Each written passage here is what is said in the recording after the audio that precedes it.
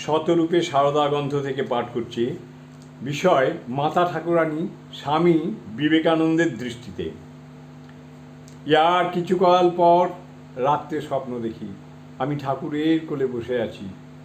এক উজ্জ্বল দেবী মূর্তি সম্মুখে আসিয়া বললেন, একটি মন্ত্র নাও। আমি বললাম, এখন ঠাকুরের কোলে বসে আছি, মন্ত্রতন্ত্রের কোনো ধার ধারি না। তথাপি তিনি মন্ত্র নিতে জেদ করায় জিজ্ঞাসা করলাম, তুমি কে? আমি সরস্বতী বলিয়া এই মন্ত্র উচ্চারণ করলেন। জিজ্ঞাসা করিলাম, এতে কি হবে? উত্তর দিলেন, কবি হতে পারবি। কবির দলের উপর আমার কোনোদিন ভালো ধারণা ছিল না। সেই কবির দলের সর্দার হইতে হইবে মনে করিয়া অবজ্ঞা ভরে বলিলাম, আমি কবি হইতে চাই না। দেবী মূর্তি বললেন, কবি মানে জানিস? কবি মানে জ্ঞানী। এই কথা বলিয়া জপ করিবার প্রণালী পর্যন্ত দেখাইয়া দিয়া অন্তত 108 বার জপ করিতে আদেশ করিলেন। অল্পদিন পরে মঠে স্বামীজিকে দর্শন করিতে যায়।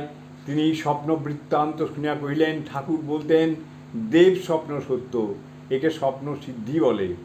এইটি জপ করলেই তো সব হয়ে যাবে, আর কিছু করতে হবে না। আমি বললাম, আমি স্বপ্ন কোনোদিনই বিশ্বাস করি না, সে অমূলক চিন্তা মাত্র। যদি কোনো মন্ত্রের প্রয়োজন হয় আপনি দিন। এসব বুঝি বোধোদয় বই ঈশ্বর নিরাকার চৈতন্য স্বরূপ পড়ে তোর ধারণা হয়েছে? তা নয়, ধারণা করে রাখ, বাস্তবিক এটি সত্য।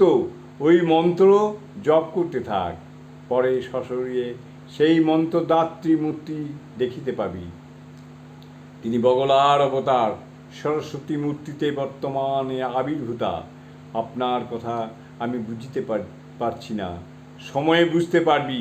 যখন দেখতে পাবি, দেখবি উপরে মহাশান্ত ভাব, কিন্তু ভিতরে সংহার মূর্তি। সরস্বতী অতি শান্ত কি না? পরবর্তীকালে ভক্তটি শ্রীমায়ের কাছে মন্ত্র গ্রহণ করেছিলেন।